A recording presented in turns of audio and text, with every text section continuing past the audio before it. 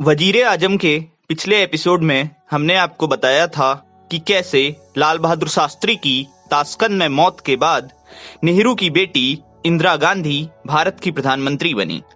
अब आज के एपिसोड में हम आपको बताएंगे कि कैसे 1967 के चुनाव के बाद मोरारजी देसाई और सिंडिकेट के विरोध के बावजूद इंदिरा गांधी फिर से भारत की प्रधानमंत्री बनी। नमस्कार, मेरा नाम क्षितिज है और मैं आप सभी के लिए लेकर आया हूं न्यूज नीति की खास सीरीज वजीरे आजम, कहानी प्रधानमंत्रियों के बनने की। और आज बात इंदिरा गांधी के दूसरी बार भारत का प्रधानमंत्री बनने की। आज शुरुआत एक किस्से से करता हूं। एक मर्तबा इंदिरा और फिरोज डरबन में 4 दिनों के लिए रुके हुए थे। वहां के भारतीय समुदाय के लोग नेहरू की बेटी के सम्मान में स्वागत समारोह आयोजित करना चाहते थे। इंदिरा इस शर्त पर समारोह में भाग लेने को सहमत हुई कि वह भाषण नहीं देंगी। उन्हें लंदन की एक घटना याद थी, जब एक मीटिंग में उन्होंने संक्षिप्त टिप्पणी की। तब नशे में धुत एक श्रोता ने कहा, वह बोलती नहीं, चूं चूं करती हैं।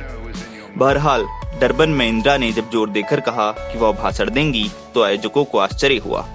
दरअसल हुआ यह था कि इंदिरा और फिरोज ने शहर का दौरा किया और उन्होंने अपनी आंखों से देखा कि नस्लवाद ने कैसी तबाही मचा रखी है, जिससे उन्हें बोलने की प्रेरणा मिली। अपने भाषण में इंदिरा ने दक्षिण अफ्रीका के नस्लवादी शासकों को जमकर लताड़ा और कहा कि वे नाजियों से भिन्न नहीं हैं। साथ ही उन्होंने भारतीय व्यवसायियों की भी उनके लालच, श्वेतों की चाकरी और अश्वेतों की उपेक्षा के लिए कड़ी आलोचना की। इंदिरा के भाषण से मेजबान नाखुश हो गए, पर इंदिरा का खुद पर विश्वास बढ़ गया। उन्हें लगने लगा कि वे भी मंच से सबके सामने बोल सकती हैं और उन्होंने धीरे धीरे बोलना शुरू किया भी, पर अभी भी उनकी वाक शैली में प्रखरता का अभाव था। लेकिन वक्त तेजी से बीत रहा था। शास्त्री की मृत्यु हो गई। इंदिरा अब भारत की प्रधानमंत्री थी, पर भाषण कला की कमजोरी अब उनके लिए परेशानी का सबब बन रही थी। इसका जिक्र उन्होंने अपने मित्र और जीवनीकार पुल जयकर से भी ये कहते हुए किया कि जब भी मेरा विरोध होता है तो मैं घबरा जाती हूँ। पर परेशानी ये थी कि वे भारत की प्रधानमंत्री थी और प्रधानमंत्री का, उनकी सरकार की नीतियों का संसद में विरोध होना स्वाभाविक था और इंदिरा के लिए उसे झेल पाना मुश्किल हो रहा था। इसलिए वे संसद में अधिकतर चुप ही रहती थी। लेकिन इस चुप्पी को एक नेता ने पकड़ लिया और वो नेता थे खुद को कुजात गांधीवादी कहने वाले गैर कांग्रेसवाद के अग्रदूत डॉक्टर राम मनोहर लोहिया। लोहिया ने इंदिरा की चुप्पी पर प्रहार करते हुए उन्हें संसद के बाहर गूंगी गुड़िया कहना शुरू किया और धीरे धीरे इंदिरा का नाम लोकप्रिय होने लगा। लेकिन एक दूसरा पक्ष भी था जिसे लोग थोड़ा कम जानते हैं, पर लोहिया वो पक्ष भी जानते थे। लोहिया जानते थे कि ये गुड़िया बाहर से चाहे गूंगी हो, पर राजनीतिक रूप से इसके वार धारदार हैं। और इसके प्रमाण में लोहिया को 1952 का लोकसभा चुनाव याद आता होगा, जब इंदिरा ने उनकी, जयप्रकाश की और सोशलिस्ट खेमे की मिट्टी पलेत करने में कोई कसर नहीं छोड़ी थी। इंदिरा ने इस खेमे पर आरोप लगाया था कि ये अमेरिका से मदद ले रहा है, जिससे सोशलिस्ट पार्टी को बड़ा नुकसान हुआ था। और लोहिया जानते थे कि इंदिरा फिर से ऐसा ही कोई दांव जरूर चलेंगी, और ऐसा हुआ भी। इंदिरा ने कई चालें चली और उनकी चालों ने न सिर्फ हिंदुस्तानी राजनीति को हमेशा के लिए बदल दिया, बल्कि इंदिरा के फिर से भारत का प्रधानमंत्री बनने की पृष्ठभूमि भी तैयार की। शुरुआत फूड जोन के मुद्दे से हुई। उस वक्त हर प्रदेश को अपनी जरूरत का अनाज खुद ही उगाना होता था। किसी प्रदेश में ज्यादा अनाज होने पर उसे दूसरे राज्य में आसानी से नहीं भेजा जा सकता था। इस स्थिति में कई प्रदेश भुखमरी की चपेट में थे। इंदिरा ने सत्ता में आने के कुछ ही वक्त बाद इस नीति को समाप्त कर दिया।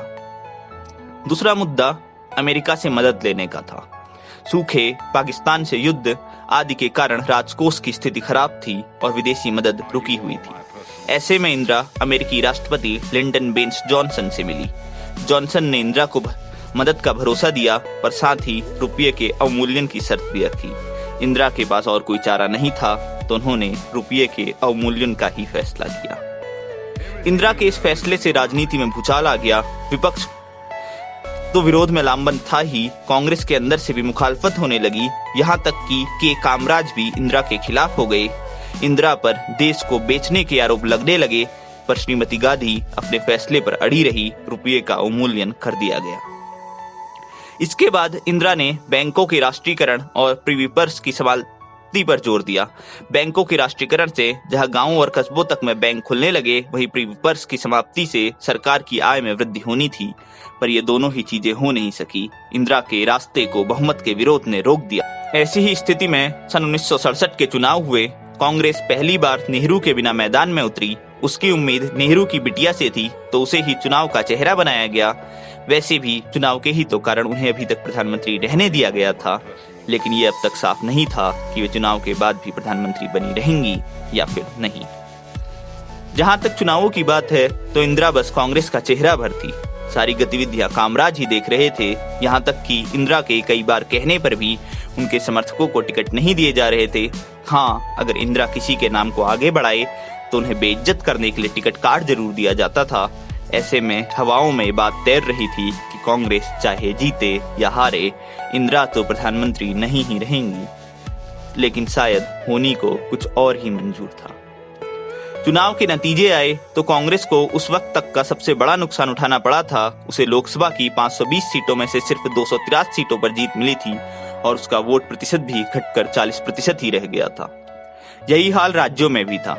पंजाब, राजस्थान, उत्तर प्रदेश, बिहार, पश्चिम बंगाल, केरल, उड़ीसा, जो कि अब ओडिशा है, मद्रास में कांग्रेस को बहुमत नहीं मिला। सबसे ज्यादा नुकसान सिंडिकेट को उठाना पड़ा। उसके सर्वेसर्वा कांग्रेस के अध्यक्ष के कामराज खुद चुनाव हार गए। इस हार से अगर एक तरफ सिंडिकेट के मंसूबे कमजोर हुए, तो वहीं दूसरी तरफ इंदिरा की ताकत में इजाफा हुआ। लेकिन इंदिरा की चुनौतियां समाप्त नहीं हुई। मोरारजी देसाई ने तीसरी बार प्रधानमंत्री पद पर अपनी दावेदारी पेश की। फिर से एक नई रस्साकसी शुरू हो गई। कामराज, डीपी मिश्रा जैसे नेता फिर मान मनव्वल में लगे। कामराज को भी लगने लगा कि अभी के वक्त में इंदिरा का प्रधानमंत्री बने रहना ही कांग्रेस के पक्ष में है। लेकिन मोरारजी देसाई, उन्हें कौन समझाए? वो तो फिर से अपनी वही पुरानी हट पकड़े हुए बैठे हैं और बातचीत वहीं की वहीं अटकी हुई थी। मोरारजी का कहना था कि पिछली बार की तरह इस बार भी वोटिंग करा ली जाए, पर इंदिरा का खेमा जानता था कि इस बार वोटिंग होना उनके लिए खतरनाक है। इसलिए इंदिरा और डीपी मिश्रा ने अपने दाव चलने शुरू किए। पर इससे पहले कि कोई करिश्मा हो पाता, मोरारजी ने प्रेस में अपनी दावेदारी का ऐलान कर दिया। चारों तरफ तहलका मच गया, पर इंदिरा, उनके कानों में जूं तक नहीं रेगी। उन्होंने साफ कह दिया कि प्रधानमंत्री तो वे ही बनेंगी। अब पेंच फंस गया था, पर धीरे धीरे स्थिति में एक सुधार भी आया। इंदिरा ने मोरारजी को यह संदेश भिजवाया कि वो उन्हें सरकार में उप प्रधानमंत्री का पद देने के लिए तैयार है। अब तक देसाई के तेवर भी कुछ नरम पड़ गए थे, तो उन्होंने इंदिरा की बात मान ली, पर साथ में एक शर्त रखी कि उन्हें होम मिनिस्टर बनाया जाए। इंदिरा को ये मंजूर नहीं था। उन्होंने कहा कि पोर्टफोलियो बांटना प्रधानमंत्री का विशेषाधिकार है और किसे कौन सा मंत्रिमंडल दिया जाएगा, ये पहले से तय नहीं किया जा सकता है। कुल मिलाकर बात घूम फिर कर वहीं आ गई। ऐसे वक्त में डीपी मिश्रा और कामराज की एक बैठक हुई, जिसमें कामराज ने डीपी मिश्रा को एक ऐसे नेता का नाम सुझाया जो कि उनके काम आ सकता है, और वो नेता थे उत्तर प्रदेश से ताल्लुक रखने वाले मोरारजी देसाई के करीबी चंद्रभानु गुप्ता। दरअसल डीपी मिश्रा चंद्रभानु गुप्ता को ये समझाने में कामयाब हो गए कि प्रधानमंत्री पद का चुनाव मोरारजी देसाई के लिए ही हानिकारक है, और चंद्रभानु यही बात मोरारजी को समझाने लगे। उन्होंने मोरारजी को बता दिया कि हालात अब भी 1966 से ज्यादा अलग नहीं हैं और उनके लिए बहुमत जुटाना मुश्किल होगा। मोरारजी बात समझ गए। फिर इंदिरा और उनके बीच सीधी बातचीत हुई और सारा मामला सुलझ गया। इंदिरा का नाम प्रधानमंत्री पद के लिए फाइनल हो गया। मोरारजी के वित्त मंत्री और उप प्रधानमंत्री बनने की घोषणा कर दी गई।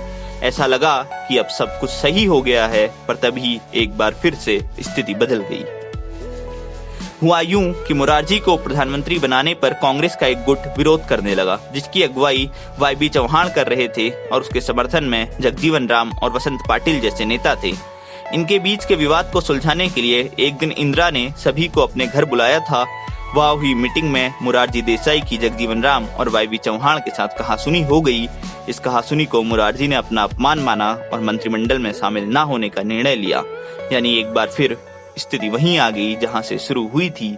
ऐसे में फिर कामराज आगे आए। उन्होंने मोरारजी देसाई को समझाया।